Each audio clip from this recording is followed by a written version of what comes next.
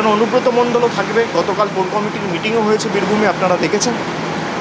এবং উত্তর কলকাতার ক্ষেত্রে সুদীপ বন্দ্যোপাধ্যায় চেয়ারম্যান রয়েছে, সেখানে 7 জন এমএলএ, তার সাথে অ্যাডিশনাল 2 জন ট্রেড ইউনিয়নের স্বপন সমাদ্দার এবং জীবন শাহ, তাদের 2 জনকে সংযোজিত করা হয়েছে এবং 9 জনের একটা কোর কমিটি করা হয়েছে।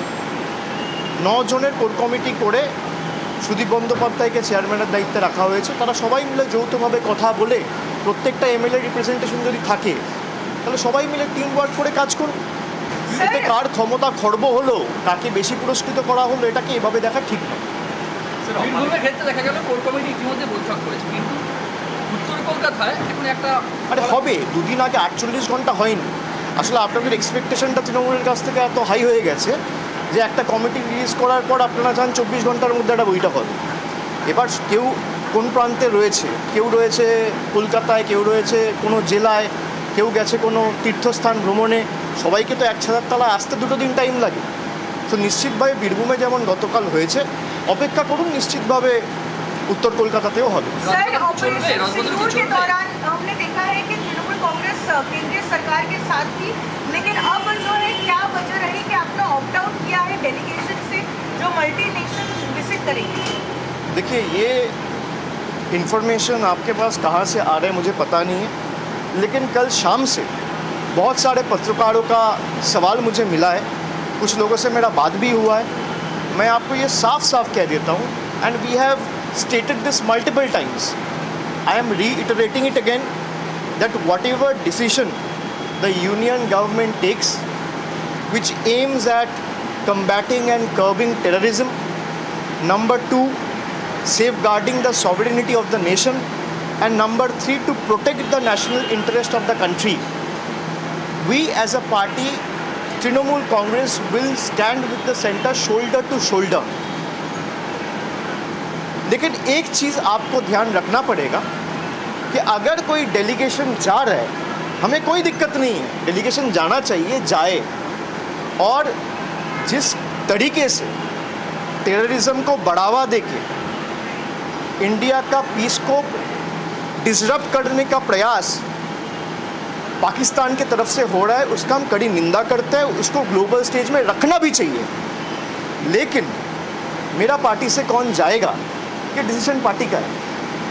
आज मैं दिल्ली जा रहा हूँ, एक्सटर्नल अफेयर्स का स्टैंडिंग कमेटी का मीटिंग है, मुझे उस कमेटी में नॉमिनेट किया पार्टी ने।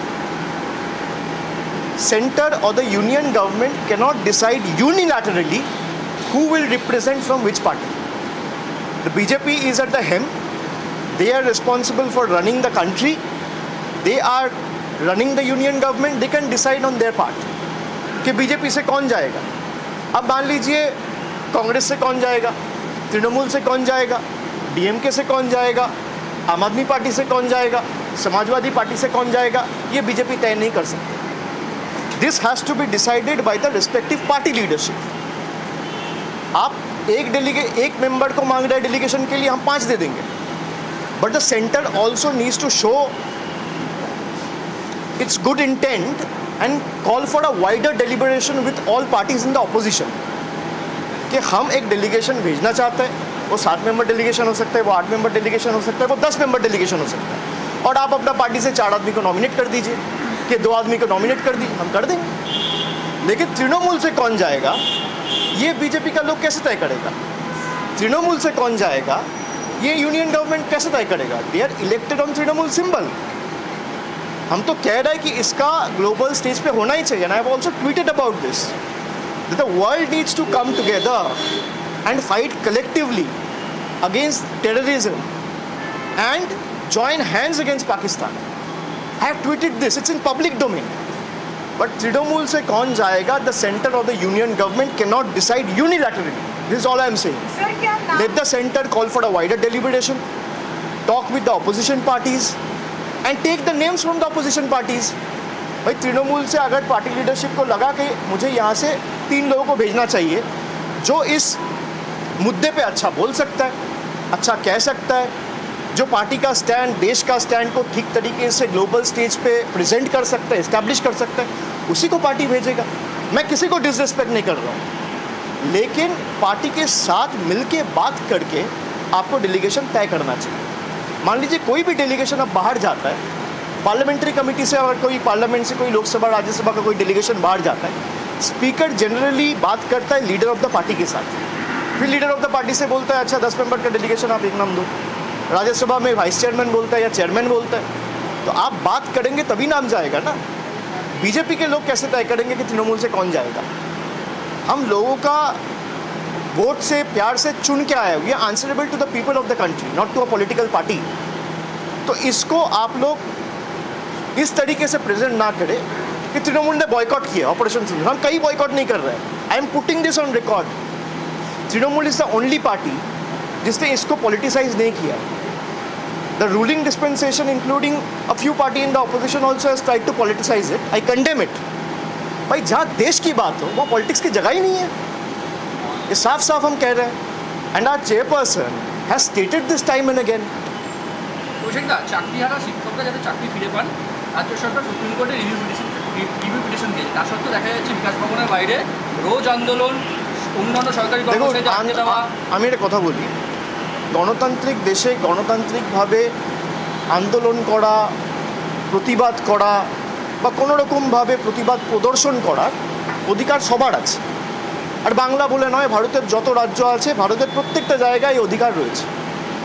কিন্তু আমি কোনোভাবে তাদের আন্দোলনকে ছোট করব না, সে ধৃষ্টতা আমার নেই। আমি কোনোভাবে চাই না এই আন্দোলনকে রাজনৈতিক রঙে রাঙানো হোক। কিন্তু যারা আন্দোলন করছে, আমার তাদের কাছে অনুরোধ থাকবে যে আন্দোলন কখনো হিংসাত্মক হয় না। আমি কিছু ফুটেজ দেখেছি, আমি কাউকে দায়ী করছি যে জোর জবরদস্তি গেট ভেঙে দেওয়া হচ্ছে। আন্দোলন কখনো উগ্র হয় না, আন্দোলন কখনো হিংস্র হয় না। গান্ধীজি অহিংসার কথা বলেছিলেন, নন ভায়োলেন্সের কথা বলেছিলেন। আমরা 100 দিনের কাজ নিয়ে দিল্লিতে আন্দোলন করেছি, বাংলা থেকে 10,000 জন গেছে। আমাদের উপর কিভাবে, এমনকি সাধারণ মানুষ ছেড়ে দিন, মানে যারা নির্বাচিত প্রতিনিধি, এমনকি মহিলা প্রতিনিধিদের, জনজাতি মূলবাসী প্রতিনিধিদের চুলের মুঠি ধরে বার করেছে। আমরা অহিংসার পথ অবলম্বন করে আন্দোলন করেছি। আমরা পরের দিন এসে রাজভবনের বাইরে ধর্ণা দিয়েছি। আমরা হিংসার পথ অবলম্বন করি। আন্দোলন করার অধিকার সবার আছে, কিন্তু কোনোভাবে আন্দোলন যেন হিংস্র না হয়, আন্দোলন যেন কোনোভাবে বল প্রয়োগ করে, কোনো সরকারি সম্পত্তি নষ্ট করে, কিছুভাবে গেট ভেঙে জোর জবরদস্তি বল প্রয়োগ করে, সেটা হলে আন্দোলনের যে সারমর্ম বা যে এসেন্সটা সেটা কোথাও হারিয়ে যায়। এটা আমার দৃঢ় বিশ্বাস। বাকি আন্দোলন যে কেউ করতে পারে, এতে অসুবিধার তো কিছু নেই। আর সরকারের ইন্টেন্ট পরিষ্কার করেছে। আমরা রিভিউ পিটিশন ফাইল করেছি সুপ্রিম কোর্টে, ম্যাটার সাব জুডিস।